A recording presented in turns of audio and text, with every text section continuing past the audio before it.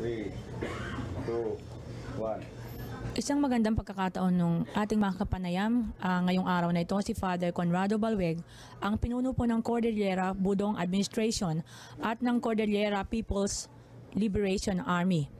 Narito po siya at tatanungin po natin ng ilang mahalagang katanungan.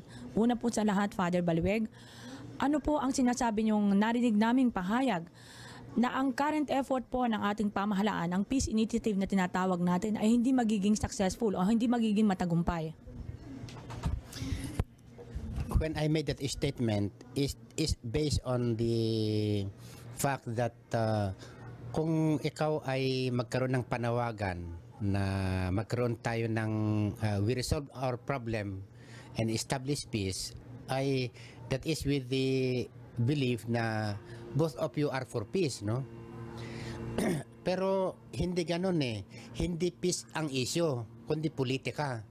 For the Communist Party, the issue is politics in the sense na why they came into being or why they are organized is for them to take political power to become the government or to be the one in Malacanang. Yun yung issue, hindi yung peace. So we are addressing the problem, not the correct problem, but we are talking on something that is beyond the point.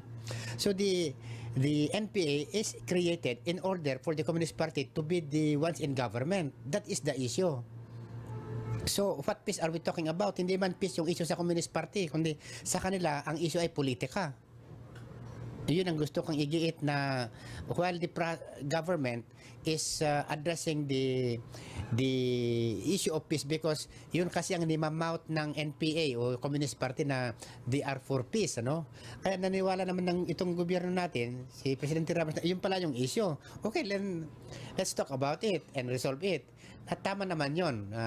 Sa aking palagay, I do not believe na it will solve the problem, because that is not the problem. Sa tingin ko, tama ang ginawa ni President Ramos para maipakita niya na if they're really for peace, the Communist Party is really for, okay, let's address it, which is trying to do, no? But see what is happening and what is going to happen, they're not going to want to come in terms in peace because the issue is politics. So kung ganito po ang inyong perception, ano po ang maimumungkahi yung maaaring gawin ng ating pamahalaan upang maituwid o magkaroon ng tamang direksyon sang-ayon sa inyong kaisipan? Yan, sa tingin ko naman, may pagkatama itong ginagawa ni Presidente dahil ang mahalaga dito ay yung pagkuha ng pag-uunawa at suporta ng buong mamamayan eh. Kung anong ideya o anong programa ang sinusuportahan at doon nakikiisa kung hindi karamihan, lahat, at least yung karamihan sa panig ng ating sa leadership ng ating pamahalaan. So yun ang mahalaga na he gets the support of the people. Dahil in the final analysis, it is the people themselves whom they are going to support, whom they are going to fight for ang issue eh. Dahil maski ngak-ngak ang NPA dyan o CPP, ang gobyerno man ay ngak-ngak dito. Kung saan pupunta yung mamamayan, yun ang issue. So I think it's a correct approach na the president should project himself that he is really for peace, so that he gets the majority support of the people. Yung pangalawa ay dahil kung minsan ang people naman, ang mga mamamayan ay they just follow the leaders, no? Kaya kung hindi malakas yung leadership, ayaw din sumuporta ang mamamayan. Pero pag malakas yung leadership, susuporta ang mamamayan. Kagaya nangyayari in the past, since the Cory administration, lumakas ang NPA. Kasi yung panahon ni Marcos, malapit na kami bumagsak noon eh. It was only the Cordillera Group that saved the situation. Pero nung dumating yung Cory administration, biglang lumakas yung NPA. Dahil pinalakas nga ng gobyerno, di ba? In the final analysis, it is the strength of the military that is vital in the defeat of the NPA. Pag hindi malakas yung militar, ay paano naman magkaroon ng lakas ng loob ang mamamayan para suportahan ng gobyerno o makiisa sa gobyerno dahil pinapatay din sila ng NPA. So in the end, it is the military that should be strengthened and supported by the whole government machinery as the principal force to go against the NPA. Sinabi po niyo yan, ibig niyo sabihin patuloy pa rin na dapat ipagpatuloy pa rin po ba ang armadong pakikibaka ng parehong puwersa? I mean, the government troopers against the CPP-NPA. Ang punto ko ay hindi ipagpatuloy, kundi ang punto ay ano ang tamang solusyon na pag-resolve sa mga NPA na hindi naniniwala sa peace, kundi ang kanilang agenda ay politika. So, kung ang kanilang agenda ay to establish political power, to grab political power, and they can only do that by arms, anong pag-uusap natin na peace are we talking about? So, we have to, anyway, we have met them already na akala natin they are for peace. O sige, ayaw naman nila. Anong binibintang nila ngayon? Total war policy daw ang gobyerno. Anong total war policy? Pinalayan na nga yung mga kasamahan nila sa Bilanggo. And yet, nimamouth pa nila na when President Ramos came to the Cordilleras, ano yung kanilang slogan doon? Stop total war policy. What are they talking about? Total war ay nagpapalayan na, humahamok na nga ang peace, wala pa rin. Tapos, in the end, they are recruiting and they are creating political support for the NPA. So, papunta rin doon yun eh. So, bakit hindi natin i-realize na in the end, talagang armas ang sasagot yan? Sa palagay po niyo, ang assessment niyo po ngayon, Father Balweg, ang CPP-NPA po ba, ang partido pong ito ay malakas pa o humihina na katulad po ng nababalita sa pahayagan? It is not true na yung sabi natin na malakas pa na parang it's a threat to the government. It will never be a threat and it had never been a threat. Bukod lang sa propaganda, no? And being with them for so many years, wala, they will just spatter out. Matutuyo din yan. Pero pag gusto nating mabilis, di pabilisin natin. Yung punto na sila ay humihina ngayon, kung i-compare mo doon sa panahon ni Marcos at panahon ni Cory, siguro mas doon nating i-picture, no? Ilarawan dahil yung paghina naman dapat may reference ka.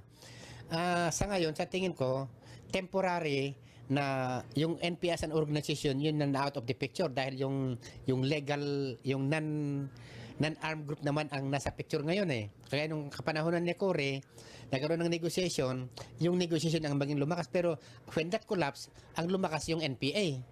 Dahil nakapag-recruit sila, nakapag-revitalize sila.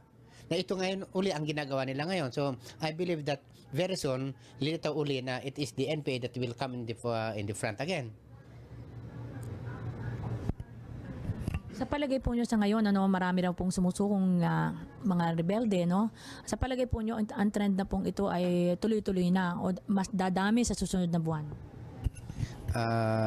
It is difficult to say na tuloy-tuloy dahil nasa agenda din naman nila yan dahil gawan nilang pamamaraan yan para magkaroon sila ng time to rest, time to assess, time to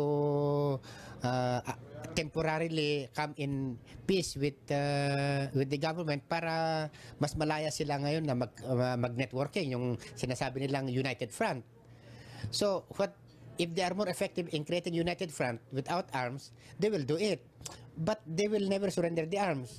The moment na you go against the arm, yung united front naman, yun ang buong buo na susuporta sa armas. So lalaki sila ng parang mushroom na naman yan na parang natubigan na palaka. So ganun ang nakikita kong senaryo na if not handled well, talagang bigla naman ang paglalaki niyan. So may danger po na gamitin nilang abusuhin ang paggamit nitong safe conduct passes? Inaabuso na nga eh. Ang ginagawa nila ngayon sa Cordillera, they are now trying to mobilize mass movement na to make it appear na there is a mass support of the NPA. Na ito yung binubulabog din namin sa Cordillera dahil ang gusto namang i-project ay the people or the many people are for the NPA. Yun ang gusto nang i-project ngayon. Sa ngayon po, bilang pinuno ng Cordillera Budong Administration at pinuno rin ng Cordillera People's Liberation Army, ano pong pwede niyong ipahatid na mensahe sapagkat alam ko pong nagmamadali kayo?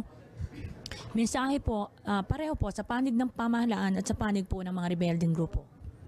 Sa panig ng pamahalaan naman ay dapat masinsinan nilang pag-aralan yung final resolution of the Cordillera problem is that provision of the autonomy that has to be realized within this administration sana dahil hindi nga naging matagumpay nung kapanahonan ni Cory.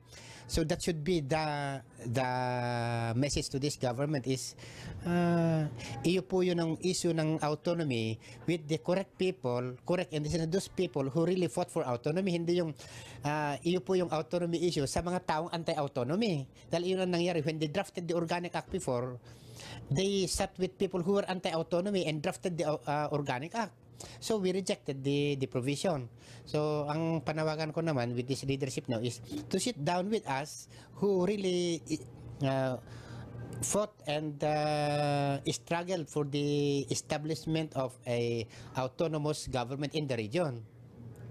Dahil it's not yet in place Yung sa NPA naman, ang panawagan ko sa kanila, kung makikinig sila sa panawagan, ay mag-aral muna sila at tignan nila kung ang epekto ba ng kanilang paniniwala ay nakapagbibigay ng buhay sa mamamayan o ang daming napatay. Kasi they always blame the government na the government has killed so many people.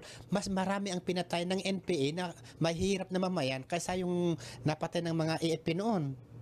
Ang napapalabas parang ang AFP ang nagkakamali. Pero if you look at the data, mas maraming pinatay ng NPA. Even missionaries, priests, in the Cordilleras, si Father Leo, an old missionary, they just liquidated him and inilibing nila na hindi na namin alam kung nasaan si Father Leo. Yung mga Protestant pastors, yung mga tribal leaders na ang dami nilang pinatay, maski yung mga liquidation sa mga bata. Ay, ang dami. If you put together how many were killed by the NPAs in the Cordillera, is not even 50% of what was in the meantime killed in sa crossfire by the AFP.